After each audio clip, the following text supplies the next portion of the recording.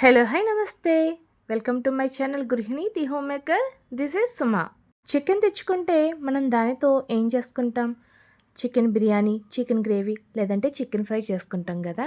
అలా కాకుండా కోనసీమలో ఇలా కొబ్బరన్నం వండి చికెన్ గ్రేవీ చేస్తారు.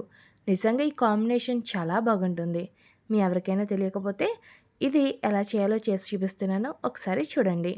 కొబ్బరి అన్నం అంటే దీన్ని వెజిటబుల్ బిర్యానీ అని కూడా అనొచ్చు. కొబ్బరి పాలతో మనం వేస్ట్ చేస్తాం. చాలా కమ్మగా ఉంటుందండి. మసాలాలు కూడా ఎక్కువ అవసరం లేదు. మరి అది ఎలా చేయాలో చూసేద్దామా? ముందుగా ఒక గిన్నె తీసుకొని అందులో ఇక్కడ నేను 2 గ్లాసులతో బియ్యాన్ని తీసుకుంటున్నాను.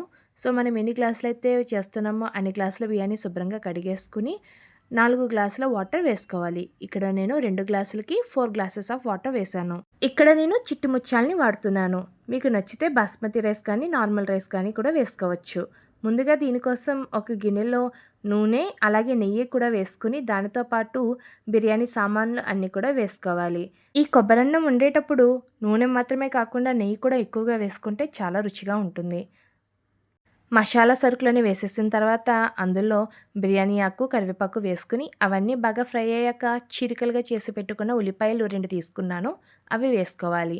తర్వాత ఒక 4, 5 పచ్చిమిరపకాయలు చీరికలుగా చేసుకుని అవి కూడా వేసుకుంటున్నాను. ఇలా ఇవన్నీ వేసుకుని బాగా ఫ్రై చేసుకున్న తర్వాత అందులోనే చిన్నగా కట్ చేసి పెట్టుకున్న క్యారెట్ ముక్కలు, బీన్స్ ముక్కలు వేసుకుని బాగా ఫ్రై చేసుకోవాలి. ఇవన్నీ బాగా ఫ్రై అవుతూ ఉంటాయి కదా, ఈలోపు మనం మసాలా రెడీ చేసుకుందాం. ఎక్కువగా అల్లం వెల్లుల్లిపాయలు వేసుకోవాలి. తర్వాత తక్కువగా దాల్చిన చెక్క, గసగసాలు, యాలకులు, లవంగాలు, ధనియాలు, జీలకర్ర ఇవన్నీ కూడా వేసుకుని మిక్సీ పట్టుకుంటున్నాను. ఇవన్నీ కూడా మనం మెత్తగా పేస్ట్గా చేసుకోవాలి. అయితే ఇక్కడ అల్లం వెల్లుల్లి పేస్ట్ ఎక్కువ ఉండాలి, మిగతావన్నీ తక్కువ ఉండాలి. ఎందుకంటే ఈ కొబ్బరన్నం చికెన్ గ్రేవీకి మసాలాలు ఎక్కువగా ఉంటే బాగోదండి. క్యారెట్, బీన్స్ ముక్కలు బాగా ఫ్రై అయిన తర్వాత అందులోనే చిన్న ముక్కలుగా చేసి పెట్టుకున్న ఒక 2 చిన్న బంగాళాదుంపలను వేసి బాగా ఫ్రై చేసుకోవాలి. ఈ బంగాళదుంపలు కూడా ఫ్రై అయిన తర్వాత అందులో పచ్చి బఠానీలు వేసుకోవాలి. ఈ పచ్చి బఠానీలు అనేవి మన ఇష్టానికి తగ్గట్టు వేసుకోవచ్చు.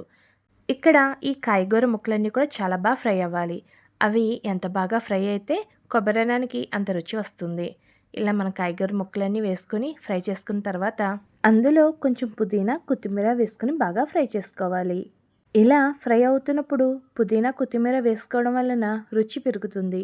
ఇవన్నిటినీ బాగా కలుపుకొని ఫ్రై అయిన తర్వాత అందులో ముందుగా రెడీ చేసి పెట్టుకున్న మసాలా ముద్ద 2 టేబుల్ స్పూన్స్ వేసుకోవాలి. ఇలా మసాలా ముద్దను వేసుకుని బాగా ఫ్రై చేసుకోవాలి. తర్వాత మనం కొబ్బరిపాలు వేసుకుంటాం. మరి ఆ కొబ్బరిపాలు ఎలా చేయాలో ఒకసారి చూద్దాం. ముందుగా ఒక కొబ్బరికాయని తీసుకుని దాన్ని చిన్న చిన్న ముక్కలుగా చేసి పక్కన పెట్టుకోవాలి. తర్వాత దాన్ని మిక్సీ జార్లో కొన్ని నీళ్లు వేసి మెత్తగా పేస్ట్లా రుబ్బుకోవాలి. ఇలా మెత్తగా పేస్ట్గా చేసుకున్న కొబ్బరికాయని ఫిల్టర్ చేసుకోవాలి. ఇలా ఫిల్టర్ చేసుకుంటే మనకి పిప్పి వేరుగా, పాలు వేరుగా సపరేట్ అయిపోతాయి. తర్వాత మళ్ళీ ఆ పిప్పిని మరొకసారి మిక్సీలో వేసుకుని వాటర్ వేసుకుని మళ్ళీ గ్రైండ్ చేసుకుంటే మరొక మారు కొబ్బరిపాలు మనకి వస్తాయి. ఇలా వచ్చిన కొబ్బరిపాలని ఎన్ని వచ్చాయో కొలుచుకోవాలి. మనకి ఇక్కడ 2 గ్లాసుల బియ్యం వాడుతున్నాం కాబట్టి 4 గ్లాసుల కొబ్బరిపాలు కావాలి. ఒకవేళ కొబ్బరిపాలు కనుక తక్కువ వచ్చినట్లయితే ఎన్ని గ్లాసులు వచ్చాయో అని చూసుకుని మిగిలినవి నీళ్ళు వేసుకోవచ్చు. ఇలా మనం కొబ్బరిపాలు అన్నీ వేసేసుకున్న తర్వాత హైలో పెట్టుకుని మరగనిస్తే ఆ తర్వాత మనం ముందుగా నానబెట్టుకున్న బియ్యాన్ని అందులో వేసేసుకోవాలి. ఇలా ఒక 10 నిమిషాలు ఉంచి మనకి ఉప్పు సరిపోయిందో లేదో చూసుకుని దాని తర్వాత మూత పెట్టేసుకుని సిమ్లో మగ్గనివ్వాలి. లాస్ట్లో కొత్తిమీర, పుదీనా వేసుకుంటే మనకి నోరూరించే కొబ్బరన్నం రెడీ అయిపోయింది. ఇప్పుడు చికెన్ కూర ఎలా చేయాలో చూద్దాం. మనకి కొబ్బరన్నంలోకి చికెన్ కూర చాలా బాగుంటుందండి. అలాగనే చికెన్ కూర కాకుండా మటన్ కూర కూడా చాలా రుచిగా ఉంటుంది. ఈ చికెన్ కూర చేయడానికి ముందుగా ఒక గిన్నె తీసుకుని నూనె వేసుకొని అందులో 3-4 ఉల్లిపాయలని చిన్న ముక్కలుగా చేసి బాగా ఫ్రై చేసుకోవాలి. ఇవన్నీ బాగా ఫ్రై అయిన తర్వాత 1/2 టీ స్పూన్ పసుపు, 1 టేబుల్ స్పూన్ ఉప్పు వేసుకుని బాగా ఫ్రై చేసుకోవాలి. తర్వాత మనం ఉల్లిపాయలని బాగా దోరగా వేగేంత వరకు వేయించుకోవాలి. ఇలా ఉల్లిపాయలు ఎర్రగా దోరగా వేగిన తర్వాత అందులో మనం ముందుగా రెడీ చేసి పెట్టుకున్న మసాలా ముద్దను వేసుకోవాలి. ఈ కూరకి నేను 2 టేబుల్ స్పూన్ల మసాలా ముద్ద వాడుతున్నాను.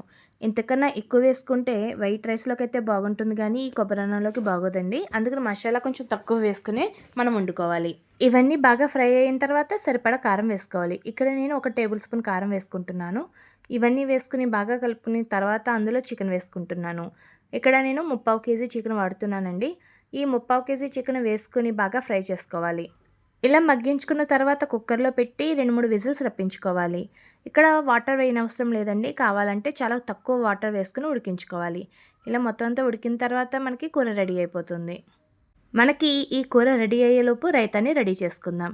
ఈ రైతా కోసం కొంచెం పెరుగు తీసుకుని, అందులో ఉల్లిపాయ ముక్కలు వేసుకుని, తర్వాత సరిపడినంత ఉప్పు, కావాల్సిన వాళ్ళు పచ్చిమిరపకాయలు వేసుకుంటే మనకి రైతా రెడీ అయిపోయింది. ఈ రైతాలో కావాలి అనుకుంటే చిక్కగా కలుపుకోవచ్చు. కాదు పలుచగా కావాలి అనుకుంటే ఇంకొంచెం వాటర్ వేసుకుని పలుచగా చేసుకోవచ్చు. మనకి ఈ కూర రెడీ అయిపోయిందండి. 3 విజిల్స్ వచ్చిన తర్వాత కట్టేసాను. చల్లారిపోయింది. ఇప్పుడు మూత తీసి చూద్దాం. చూసారు కదా కూర ఎంత బాగుందో. చూస్తుంటేనే టెంప్టింగ్‌గా ఉంది కదా! తర్వాత దీన్ని హైలో పెట్టుకుని మరుగు వస్తున్నప్పుడు కొంచెం పచ్చిమిరపకాయలు, కొత్తిమీర వేసుకుని తర్వాత కట్టేసుకుంటే మనకి ఎంతో రుచికరమైన కూర రెడీ అయిపోయింది. ఇలా కొబ్బరన్నంలోకి చికెన్ గ్రేవీ చేసుకున్నప్పుడు అది కొంచెం పలుచగా చేసుకోవాలి. ఈ చికెన్ గ్రేవీ కొబ్బరన్నం మీరు కూడా చేసుకుని ఎలా వచ్చిందో నాకు చెప్పండి. మీ అందరికీ నచ్చితే please like and share and subscribe. Thank you for watching.